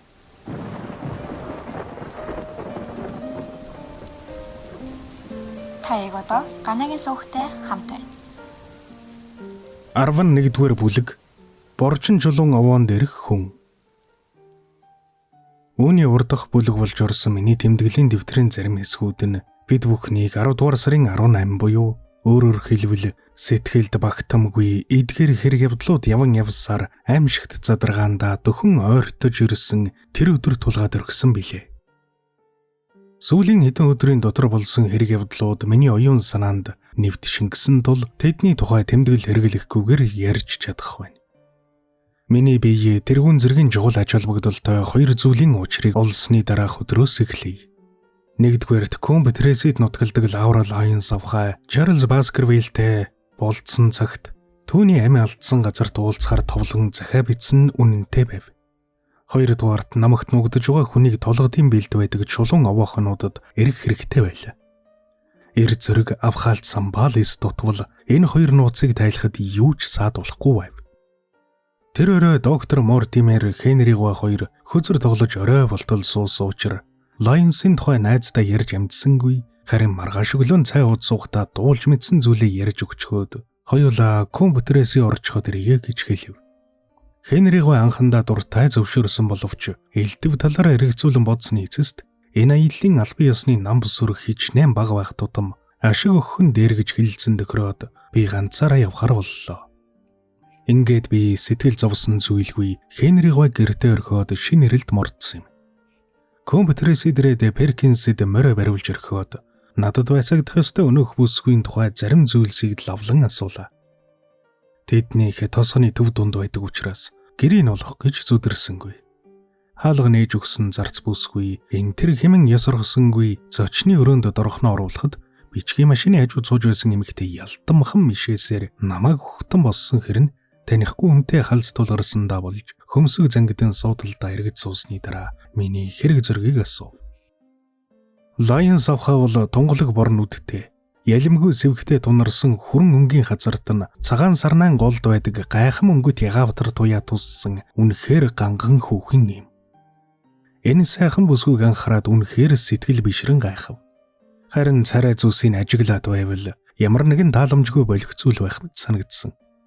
Завжны эвгүй байтра догшин харц хоёрын аль нэг нь энэхүү гоёмсог царай гутаас нь илт байлаа. Энэ бүхнийг би хожим сүүлд ажигласан юм. Харин анхандаа бол миний хажууд сууж байгаа гоёмсог бүсгүй зорж ирсэн хэргийг минь асууж байна гэдгийг л ойлгож байв. Тун адармаатай ажиллаар энд зорж ирсний дөнгөж сая ойлголоо. Би танаа авыг таньдаг юмсан гэж Дими хэлв. Би ингэж яриага бүтэл мутайхан ихлүүлснийг хүүхэн ч нууж алгүй хэллээ. Миний эцэг надад ердөө хамаа авахгүй. Би ч түнд хамаагүй хүн болохоор тэр хүний найз нөхдийг миний найз гэж үзэхгүй. Тэр чинь эцэг ёсны халамж тавьж өөртөө явдал төвөг гаргадаг хүн биш. Талигач Чарльз гоолгон зарим сайн сэтгэлтэй бусад уул самтэн туслаагүйсэн бол би өлсөж цанх хаюулт хүрэх байсан юм. Талигач Чарльз Баскервиллийн тухай тантай ярилцахыг хүссэн юм а. Гэвэл хөөхний царай цайж, нүүрний сэвхэн тодорн чижирсэн гараараа машиныхаа төвчийг дарж, та чухам юуг нь сонирхов гэж асуув. Та түүнийг таньдаг байсан юм хаа? Харин надад их тус болсон хүн гэж би хэллээ шүү дээ. Тэр хүн миний хөв заяан тавьсан халамжийн ачаар л би чинь хүний зэрэгтэй яваа юм. Зөвхөн харилцдаг байсан уу та хоёр? Хүүхэн намайг догшноор ширвэн харж, нүдэнд нь хорслын тэмдэг тодрон огцсомхон байдлаар асууж шалгаад байгаагаа учрыг хэлээд өгөөч гэдэг байна. Энэ бол ердөө л ганц зорилготой. Энэ асуудлыг олонний хүртэл болгож танд базаахгүй юм болохоос л болгоомжлох гэсэн юм. Одоо энэ хүндээ өөрөөр ярилцахгүй бол та бидний хэрэг хэмжээнээс хальж гараад бүрж базаахгүй юм болно шүү. Хүүхний царай улам цайж удтал дуугүй сууснаа намайг хэлсхийн хараад ширүүн байдлаар. Зүйтэй би зөвшөөрч байна.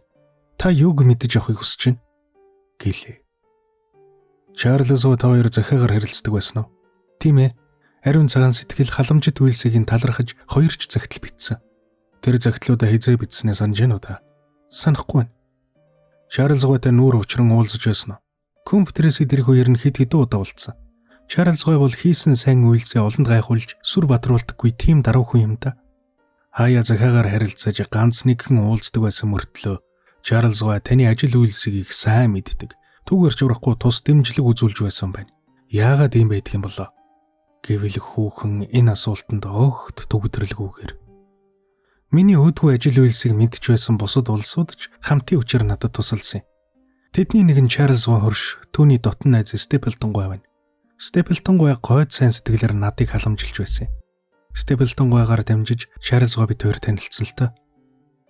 Чарльз Баскервилл бусдад халамжлан туслах ажил явдлаа. Степлтоноор байн хийлэгдэг байсан болохоор ийм тайлбар үнний хувь тавьцээ гэж би бодлоо. Чарльз гоод бичсэн захидалд биеэр уулзах тухай хүчлэн гуйж байсан тал бий юу? Үүнийг хэлж өгөөч та. Би энэ асуултыг чинь нийцгүй асуулт гэж бодож байна гэд бүсгүй дүрс хийлээ. Хадагтай та өршөгөр. Уул асуултыг аргагүй л давтахаас олохгүй. За би хариулъя. Би ердөө тэгээгүй. Чарльз гоо өгдөг өдөрч үгүй юу? Гэж асуувал хүүхний хацрын ягавдар туяа ганц гişний дотор харилж заран зэвхий цагаан болгон цайгаад хатаж омголцсон уруулан жижирээд бас дахиад үгүй гэж хэлэхин үнэндээ чихээрээ сонсох биш нүдэрээ харж ойлголоо. Та мартсан шиг байна. Таны бичсэн захидлын нэг өгүүлбэрийг энд дурдж болох байна. Ингэж өгсөн байсан л та. Таныг джентльменийн хувьд энэ захидлыг шатаачаад оройн 10 цагт явган хаалганы дэргэд байхыг хичээнгүйлэн гуяа гэсэн байх юм. Ингээд энэ ертөнцид ёс сахидаг хэрэг хүн байхгүй болсон эргүү гэж Лайонс дуу алдав. Та Чарльзыг хэлцдүүлж байна. Тэр хүн таны хүсэлтийг биелүүлсэн юм. Шатаасан захиагч гэсэн уншиж болдог шүү дээ. Чухам тэр өдөр захидал бичсэн гэдгийг та одоо хүлээн байгаа. Тийм ээ би бичсэн. Нуугтад байх юм хөр алга. Хэмээн шүрс алдахдаа хамаг оюун бодлого хэлсэн үгэндээ шингээсэн бололтой. Тэр захиаг бичсэн гэж ижиж зовх юм алга. Туслалцаа үзүүлэх тухайгүйсэн. Бид хоёр учран ярилцаж чадсан бол дэмжлэг үзүүлнэ гэж итгэж байсан. Уулзахдаа тийм оройн цаг уулздаг нь юу вэ? Маргааш нь Лондон ороод хэдэн сараар явж ч магадгүй гэж дуулсан. Эртгөө очиж чадахгүй учир шалтгаан надад байсан. Яагаад гэрийн гадаа уулзъя гэсэн. Гэрт нь очиод уулзаж яагаад болдгүй юм бэ? Таны бодлоор гой нэрэнд бүсгүйхэн оройн цагаар ганцаар очиод хамаагүй ирэх үү? Тэр тийм байж. Уулзахаар очиод яасан бэ? Би гадагшаа гараагүй. Та юу ярина вэ? Би хамаг ариун нэнтэн зүйлээр амтгаалъя. Би саатаад гадагшаа гарч чадаагүй. Танд юу садуулав? Энэ бол миний хувийн хэрэг. Танд хэлж өгч чадахгүй. Та чинь Чарльз гоо өгсөн газарт мөн яг өгсөн цагт нь уулзъя гэчихэд өөрөө очиагүй юм шивдэ. Энэ бол үнний дэд үнэн зүйл. Би цаашаа элдвэр оролцсон боловч ашигласангүй хүүхэн яг хэлснээрээ зүтгээд байлаа. Ямар ч үр ашиггүй урт байцаалтаа дуусгаж ин хэлэв. Лайонс ахата цэвэр үннийг ярих хүсэлгүй байгаагаараа та маш өндөр хариуцлагыг өөртөө хүлээх нь эндэ. Та сүрхийн эмзэг байдалд байгаа хүн. Хэрвээ би цагдаагийн газар дуулгаж ирэхвэл таны нэр алдар айхавтар сэвтгийг аяндаа үзэх болно. Та өгтгөнч буруугүй байж болох юм. Тэгвэл анханасаа аваад Чарльзгон өгсөн өдөр загтал явуулаагүй гэж мэлцэх хэрэг юу байсан юм? Миний үгийг говьлсон дүгнэлт хийж аягүй явдалт утах болов гэж эмээсэн. Загтлаа устгаарай гэж Чарльзгод хүчлэн гуйдаг нь юу вэ? Та уншиж үзсэн юм чи үнний учрыг ойлгомортой. Загтлыг бүгдийг уншсан гэж би хэлээгүй. Та бүхэл бүтэн өгүүлбэр цээжрээ хэлж байна штэ. Зөвхөн төгсгөлийн нэмэлт хэсэг штэ. Тэр загтлыг шатаасан учраас бүгдийг уншиж чадаагүй. Би асуусан зүйлээ дахин асуухыг хүсэж байна. Загтлаа устгаарай гэж Чарльзгод хүчлэн гуйдаг нь юу вэ? Энэ бол ганц надад тамаатай юм. Тийм байх тусмаа та олны өмнө мөрдөгдөхөөс болгоомжлох хэрэгтэй дээ. За би танд бүгдийг нэрээ. Та миний гашуун хувь тавилангийн тухай сонссон бол би бүтэл муутайхан айлгэр болсныгоо харамсах үндэс байгааг мэдж байгаа. Тэмээ багсаг юм дуулсан. Одоо миний үзэн яддаг болсон нөхөр маань тэр цагаас хойш зуралдаа салхаа байсан. Хууль түүний талд байгаа болохоор хүчээр хамт амьдрахад хүрэх аюул өдөр болгон тулгараад байна. Мөнгөл ойл бүрэн чөлөөтэй хүн болж болох нэ гэдгийг Чарльз гоо загтал бичгийн өмнө дуулгасан. Ирэх чөлөө бол санаа сэтгэл төвшин болох, аз жаргалтай өөрийгөө хүндэлдэг болох энэ бүхнийг надад өгөх хүссэн. Чарльз гоо ариун сэтгэлээр нэр дарсан хүн болохоор учирсан гай зовлонгоо тооч ярил туслахаас буцахгүй гэж би лав итгэсэн. Тэгвэл болцсон уулзалтандаа яагаад очоогүй? Тэр хооронд өөр улс надад тусалсан. Тэгвэл дахин загтал бичиж очиж чадахгүй болсноо дуулгадаг байгаа та. Түүний өгсөн тухай маргааш өглөө сонноос олж уншаагүйсэн бол яг л тэгэх байсан та. Хүүхний ярьсан зүйл бууцгаа уялдаатай болж чадсан тул цаашид хичнээн асуугаад байдлыг өөрчлөх янзгүй. Энэ бүхнийг шалгах ганц арга байлаа. Энэ бол Чарльз гоо эмгэнэлтэйгэр нас өвдөлсөний дараахан Чарльз авхай гэрэл цоцлуулах хэрэгээс эзэн эсийг шалгаж үзэх явдал байв. Энэ хүүхэн 2 дугуйд тэргээр Баскервилл хоол орчхоод дөнгөж өглөөгөр л компьютерээс эргэж ирэх ёстой байсан болохоор уулзгаар очиагүй хэмээн хэлж арай зүрхлээг уулв. Ийм аяллыг амтэн хүнээс далдуур хийгээд өнгөрөх аргагүй юм. Ингээд бодохоор энэ хүүхэн чинь үннийг юм уу? Үгүй дээ, үнний хавцаа ярьсан байх. Зорьсон ажил үйлс маань ийм бүтэлгүй болсонд санаа зовж эргүүдчгээд тэднийхээс гарлаа. Миний зорьсон үйлс улганы замд хаалтуулан тэгэлдэг өнөөх сулхан хэрэм бас л босоод ирлээ. Ярилцаж байх үеэр хүүхний авирлаж байсан төрх нүүр байдлын нэхэн санаж үзэхэд тун их зүйлийг надаас нууж хаагаад өнгөрсөн байна гэж лавтай бодлоо. Яагаад зарим гинцэв хийж цайгаад ирж байв? Яагаад үг уулганыг хүчээр хэлүүлэхэд хүрч байв? Эмгэнэлт явдалтай яг тааруулан болцсон уулзалтанда яагаад очиагүй юм бол? Энэ бүгдийн шалтгаан нь хүүхний итгүүлэх гэж оролдож байгаа шиг тийм амархан биш байх. Үнэхээр тийм байна. Одоо энд хийх юм болго. Намгийн чулуун урц руу очдог нөгөө замаар ажиллаад үзэх хэрэгтэй байлаа.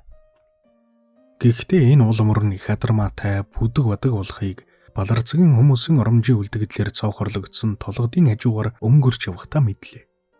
Нөгөө үл таних хүн тэдгээр овоохоны нэгэнд нуугдаж байгаа гэж Берримор ярих юм. Тийм овоох хаяагүй энэ шүү дээ. Би тэр хүнийг боржин чулуун овоон дээр зогсож байхыг нүдээр үзсэн болохоор чухмал тэндээс эхэлж ирэх хэрэгтэй болоод байв. Би энэ хавийн чулуун хороо болгоныг шалгасаар яваад хэрэгтэй овоохыг олчод чадна. Хэрв тэр хүн олддог юм бол нэр ус яах гэж биднийг ингэж мөрдөд байгааг нь хүчээр хэлүүлээд авна. Хэрэгцээ болвол гар буугаргаж угадчулсан хэлүүлнэ. Тэр этгээд Лондон хотод хөл үеийн ихтэй Regent Street гудамжинд хооломсын гараас мултран гарч дөнгөсөн бол энэ зүйл намагт миний гараас мултран гэдэг хол байна. Хэрв овоохойг нь олоод очиход оргондог эзэн нь алга байвал эргэж ирэх болтол нь хич нэнж хамаагүй хүлээн. Хооломс түүнийг Лондонд нэг алдсан. Тэгэхээр би түүнийг баривчилж яваад найзаасаа давж чадвал мөнчих баярлаж мөнчих гайхуулна. Энэ хэргийг нэгтлэн шалгах явцад миний аз олон удаа хазаасан боловч аз маань нүүрлээд ир бололтой. Ингэж ажил явдал бүтэмжтэй болох хэрэг сураг гаргаж өгсөн хүн бол явуулын зам руу харсан цэцэрлэгийнхээ явган хаалганы дэргэд намайг тосон ирж уулзсан улаан ууртай үгэн буурал Франклин дугуй юм шүү. Франклинд түүнд бишгүй Евровишийн найрсаг янзаар дуу тавин. Амархан сайн байна уу Ватсон доктор? Мармалла амрааж манахаар ороод надтай хамт ганц 2 аяг дар суугаад гараач та гэж байна. Франклин дугуй төрсөн өхөндөө яаж явралсныг дуулснаас хойш түүнийг хүндэлж сүйдүүлэх найрсаг бодол надад байгаагүй боловч Перкинсийг л гэрлүүгээ явуулчих юмсан гэж ядаж явсан болохоор аятай далим гарлаа. Би сүүх тэргнээс буухтаа үүдийн хоолн дээр очино гэж Хенригва дамжуулаарай гэж хэлжгээд Франклин дугуйг даган хоол цайны өрөөнд нь очивол өвгөн баяр хөрвлөн танчигнтал инээд алдаж. Өнөөдөр надад их баяр ёслолын өдөр болоод байна. Шүүгцээ 2 зарга авчихлаа. Одоо энэ тэн улсууд хууль гэдэг хичнээн хүчтэй байдаг. Бас түүний хүчит лам туг тэрслүү дамтдын толгой дээр буулахаас айдаггүй зөрөгтэй хүн гэж намайг ойлгондоо. Өвгөн мэйлтний цэцэрлэг дундуур тэдний үүднээс дөнгөж 100-гаатхан алхам газар ёстой дураараа зорчиж байх эрх олоод авсан да. Та үүнийг юу гэж санана? Тэр эрэгтэн дарахтан новшнуудыг цааш тааж сургаад намхтоход өгнө гаагүй. Овгийн эрхийг дур зоргоороо дайрлаж байж огт болдоггүй маа гэдгийг ойлгож авах.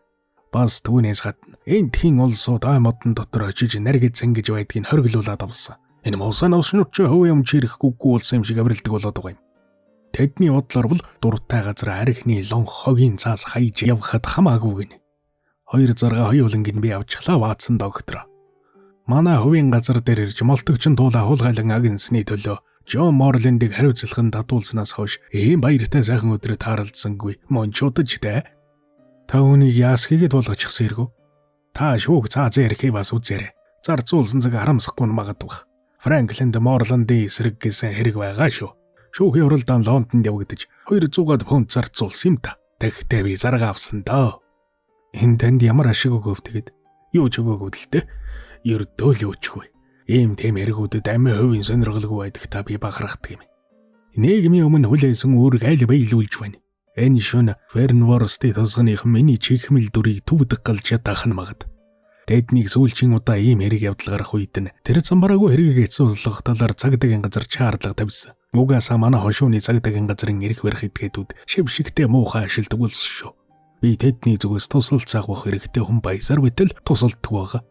За гайгүй харж байгаарай. Цагдаагийн газрын эсрэг Франклиндийн сэдсэн хэрэг бүхний тэн анхаарлыг татах тийм цаг ирэндэ. Явуулж байгаа шившиг тандлагын талаар харамсах цаг ирнэ гэдгийг орон нутгийн эрх барих байгууллагуудад би анхааруулж байсан, ингэж хэлж байсан мань биелээ. Ямар журмаар биелвдэ гэж асуувал өвгөн бузгаа бие тоосон байдлаар намайг харав. Тэд нар нэгэн зүйлийг мэдгсэн гэж амиа тавиад байгаа юм. Би түүнийх нь загцхуй гадарлж хаад байдаг. Яаж гийгүүлээ ч гэсэн би энэ муу сайн туслахгүй юм чи. Би энэ чалч өвгнөөс хүнд ирэх шалтгаан аль хэзээний ирж суусан боловч сүүлийн хэдэн үг нь миний анхаарлыг татлаа. Энэ нүглийн эзэн өвгөн гаж гүжүүд зантай хүн болохоор ярьсан зүйлийн ялимгүй сонирхтод идэл шимээгүй болчихдгийг нь мэдэх тул үл анхаарсан янзаар. Бас л хулгаан бидтэй гэж асуув. Тэгэж ярихгүй архин минь. Нилээ ноцтой ирэх шүү. Ургадл ялтангийн тухай байвал та яах вэ? Би сэрэтхийн цочлоо. Хаа нуугдж байгааг та мэдэх юм уу? Яг барим тавин тандгээ тэлж чадах. Гэхдээ цагдаагийн газрынхныг мөрөөр нь оруулж дөнгөн баг. Эдгүүх юм зөөдөг хүнийг мэдчихэд яаж аваач гэдгийг ойлгосон юм аа. Тэр хүнийг баривчлан авчулна гэж таны санаанд орохгүй байна гэж юу? Энэ өвгөн бараг үннийг ярих тул нэг л эвгүй өргөх шиг санагдлаа. Тэр яриаг үзвөө. Ургадл ялтаа одоо болтол бүгсээр байгааг та яаж мэдэв? Яг та хоолун зөөдөг хүний нүдээр харсан юм чи. Береморын тухай санаанд орж дотор пол хийгээд явчихлаа. Беремор энэ хорон санаатай үүдгүй зантай өвгөний эрхэн дурвал балархан тэр. Харин цааш үргэлжлүүлэн ярих зүйлийн сонсоод дотор онгойлоо. Тэрний ч хоолундыг нэг хүүхэд зөөдөг юм. Би өдөр болгон түүний явж байхыг дуран аваагаар хардаг. Тогтоос нэг цаг нэг л замаар явдаг юм. Хэн дээр очдөг эргүүгээс асуулт гарна да. Оргодол дээр л үз гэж ярив. Тэр шүү. Уйлс бүтэн гэдэг чинь энэ дэхөө. Хичнээн их сонирхож байгаагаа өвгөнд огтхонж мэдэгдсэнгүй. Хөөх гэдгэн шүү. Тэр үйл тэнэх хүнд нэг жаал үйлчлээд байх юм а гэж Беремор ярьж байсан. Франклинд түүний мөрийг олчиход байгаач. Харин оргодол юуны хамаа байна. Хэрвээ энэ өвгний мэдж байгаа зүйлийг дуулаад авч чаддагсан бол ядаргаатай унжирсан ирлээс мултрах билээ. Гэвч өвгнийг цааш яриад илгүүлэхийн тулд урдын адилаар үл итгэсэн, эстомсорлсон байдалтай хэвээрээ байх нь чухал байв. Бодвол эндхийн ямар нэгэн малчны хөвгтөл аавда хоолт хүлж өгдөг байлгүй дээ. Миний хэлсэн ялимгүй зөрүүг захирангуй өвгний игдүг хөдлөв. Тэр намайг занал тааяа ширв татаж ууралсан муур шиг бие хураахад. Тань тэг санагдаж байна уу? Гэд гараасар байлган цэлгэр намгийг зааж. Тэр боржин чулуун аваг харж байна уу? За тийм. Түүний хажууганд байгаа үүргэний буддаа толгойдыг харв. Тэр чин намаг дотор хамгийн их чулуутай газар. Малчуун тэнд ямар линзгээ хийх. Таны таамаглаж ёстой дэмээ идвэн гэлээ. Үнэхээр энэ байдлыг анзаараагүй байж гэж бушуухан зөвшөөрөв. Ингэж аясын дагсан номхон дөр үзүүлсэн маань Франклинд таалагдж өнөөгч нь бурж гарлаа. Би ямарваа юм дүгнэлтэйгтэй бойр сойртой хөдөлдөг хүн. Та итгэж болно. Баадан та юм барьсан тэр хүүхдийг олон удаа харсан. Өдөр болгон заримдаа өдөрт 2 ч удаа магадгүй тэр хүүхэд. Пайцнараа Ватсон доктор минь би энд орж байна уу? Эсвэл тэр толгодын билэр нэг юм яваад байна уу? Үнэхээр эндээс хідэн мод цайд байгаа боловч харногоон өнгөт билийг даган нэгэн жижигхэн цэг шиг юм явж харагдлаа. Франклинд дуу чимээ тавин шатааргүй ихтэй. Алив явцгаая, явъя. Та өөрөө одоо үзэлдээ гэв. Байшингийн хавдгай дээвэрт байх нүсэр том дуран аваад Франклинд гой нүдэ наалдуулан харснаа. Баярхөр болон хашгичж бушуулаараа дав. Бушуулаараа Ватсон доктор. Бушуулаараа. Одоо толгодын цагаар орчин шүү хөөе гэлээ. Нэрнж бадантай юм үүрсэн жаахан хүүхэд толгодын бил даган алгуу урхан мацаж яваа харагдана. Явсаар байгаад толгодын сэрвэн дээр гарахад ноорхой хувцастай эвдүүгүй хэн биетэй жаал урагсаар л тэнгэрийн өнгөнд тодрон харшин. Мөрдөн отож угаа эсхийг шалгаж байгаа бололтой эргэн тойрно харснаа толгодын загвар орлоо. За миний хэлдэг үнэн байна уу худлаа байна уу? Нэрэл хүүхэд байна. Бас тийшээ сэмхэн гарах шалтгаан байгаа бололтой. Түүний ямар шуунууд шалтгаантай жирийн цаг дааж тааварлан мэдэх байх. Би амнаасаа нэгч үг гарахгүй доктор Ватсон. Таач чимээг үлүүгээр ганц ч үг хэлж болохгүй шүү мэдээ. Таны хэсэг дагая дөө. Энэ муус юмнууд үнэхээр игдүүтэйгэр намайг үл томсролдог улсуугаа юм. Цагдаагийн газрын эсрэг Франклин дэн сэдсэн хэргийн учир явдал далан болчихрахыг нь уудлаад өгөхлөөр орон даяараа игдүүцэн дургуйцлийн долгион давлгаална. Намайг туслах бол уу гэж хэчнээн гордо тэд юм болохгүй. Тэр новшнууд миний чигэмлийн оронд намайг шатаагаар шийтгэд энэ цагдаагийнхан зүгээр л байх улс. Йоо, та чи явах нь уу? Баяртай үйл явдлыг тохиолдуулаад энэ шилдэг хамт янзалж чад явахгүй мó. Би түүний ээлдэв яталганд орсонгүй үдэж гаргана гэхтэн ч хэрэггүй гэж сэнхрүүлээд гэрт нь орхиод гарлаа. Би өвгөний нүдэнд ил харагдах газар явахдаа замаа дагаж явж байгаад дараа нөгөө хүүхдийн далд орсон хаттай толгоор руу эргэлээ. Юм болгон маш бүтэмжтэй сайн болж байсан тул хувь тавилангаар заягдсан энэ азтай учрлыг ашиглаж чадахгүй өнгөрдөг юм бол үүний буруу нь миний эрч зүтгэлгүй их биш өөр л юм байх үзээ хэмээн дотроо хандгаалж явлаа.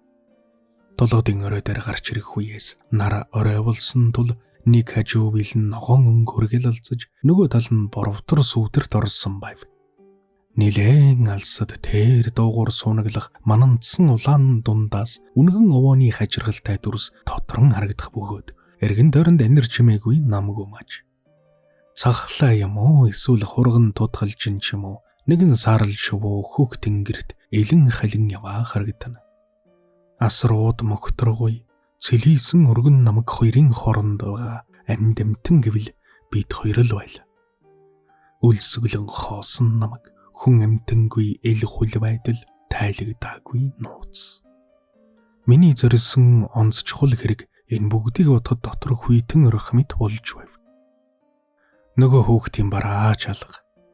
Миний зогсож байгаагийн тэрүүхэн доод хажууд эрдний хүмүүсийн чулуун урдснууд тойрон байрлсны дунд хэсэг тэнгэрийн муухайд толгой хоргодож болмоор бүтэн дэвртэй нэг сарвч байна. Би үүнийг үзээд дотор хачин болох шиг боллоо. Өнөөгч нь энэ нүхэн дотор бөгж байгаад энэ хорогдох байрын босхоор хөл тавихад нөгөө хүн миний гарт орхон тэр гэж бодов. Яг л Степлтон шүүрэн хаваагаа далааж хаад эрвээ хэрв явж байгаа юм шиг гэдсээр өнөө хурц руу тулж ирлээ. Хажууд нэрээд хананд гаргасан орж гардаг цоорхоо руу чулуун дундуур үл мэдгэн харгуу гарсан байхыг үзвэл хүн суудах нь илэрх явуулж сэтгэл ханлаа. Тэр урц дотроос гарах анир чимээ алга. Үл мэдэх өнөө хүн нэг бол энэ дотор бүгээд сууж байгаа. Эсвэл намаг дундуур тэнэж яваа байх. Одоо болох гэж байгаа уулзалтын өмнө сэтгэл хөдөлж байгаа гэдэг жигтэйхэн. Татаж явсан янжуура шидчгээд гар бууга атгаж яваад үүдрүн бушуухан очиж урцны доторхыг шаган харсан чинь хов хоосон байв.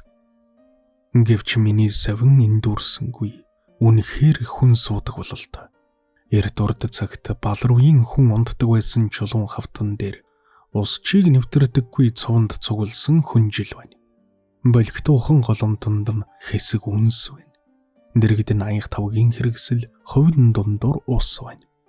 Консервийн олон лааз соллон хайсныг үзэхэд тэр хүн энд нилээд хэд хонсон болов уу гэлтэй. Харан хойд нүд тассны дараа тэр болонд төмөр аяг задалсан виски арх байхыг олж харлаа. Урцны голд ширээний оронд хэргэлдэг бололтой чулуун дээр нэг баатантай юм байна. Бодвол дуран аваагаар харж байхад нөгөө хүүхдийн үүрч явсан мөн байх. Тэр дотор талах хоёр лааз консерв байгаагийн нэг нь утаж болгосон хэл нөгөө нь чихэрлэг шүүсэнд хийсэн тоорч юмс байна. Би энэ бүхнийг үзэж дуусаад буцааж байранд нь тавих гэтэл бичсэн хуудас цаас чулуун дээр байхыг үзээд сэрдэхийн цочлоо. Тэр хуудсыг шүүрэн авч харан дагаар бүдэг бичсэн зүйлийг арай чамаа гарган уншсан чинь доктор Ватсон компьютерээс орохоор явсан гэж байх юм. Би тэр зурвасыг барин уул товчхон илгээлтийн утга учирыг эрг зүүлэн бодож хэсэг зогсов. Нөгөө танихгүй хүн чинь Хенри Хойг биш, намайг мөрдөж байдаг байх нь. Тэгэхдээ өөрөө отож мөрддөггүй. Харин орондоо өөр хүн тавьсан байна. Нөгөө жаалыг тавьсан ч үж болох шүү дээ. Хамгийн сүүлд ирсэн мэдээ нь энэ байж байна. Намайг эндэрсэн цагаас хойш алхан бүр юм мөрдөж байгаа бололтой. Нүдэнд үл үзэгдэх элдв янзын хүч үйлчилж биднийг тойруулан маш болгоомжтой бөгөөд чадмаг гихч нарахгүй нарийн туран хашил татсан нь хамгийн эгзэгтэй үед ялахгүй шүргэгтүүдийн мэдгцээр байна гэсэн бодол өнгөрсөн хугацаанд санаанаас гарахгүй байсан юм. Ганцхан энэ зурвсаар зогсоогүй нь магадгүй.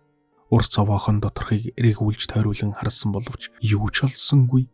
Ийм хачин сууд сунган авсан хүний тухай түүний санаа зоригийн тухай элдв зүйлийг тодруулан үзэж болох ул мөрч олсонгүй.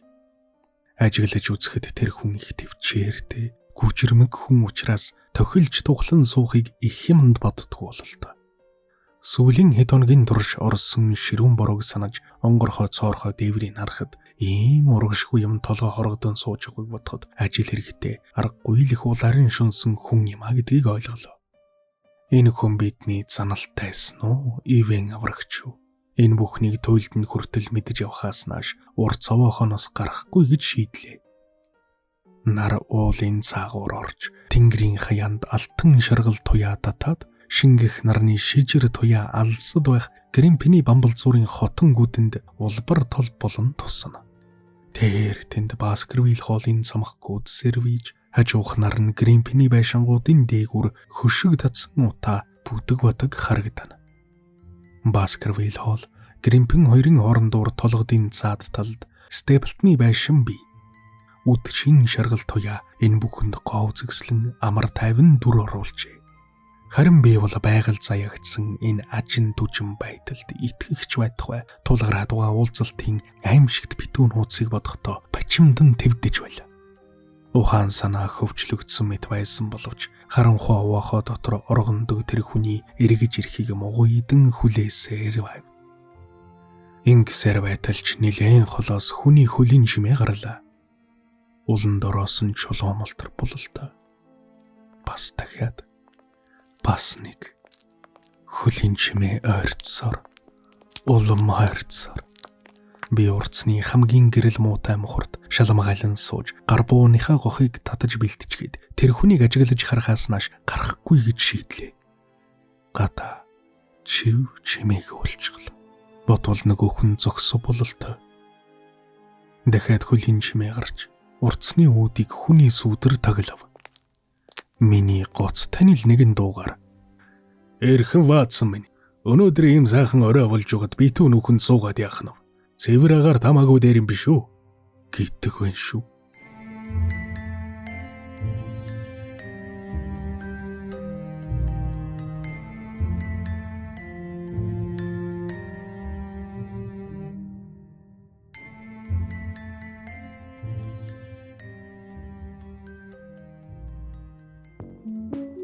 Миний оруулж буй бичлэгүүдийг цагаалдалгүй, алгасалгүй үзхийг хүсвэл subscribe дарж, хажууд нөгөө хонхыг дарж идэвхжүүлээрэй.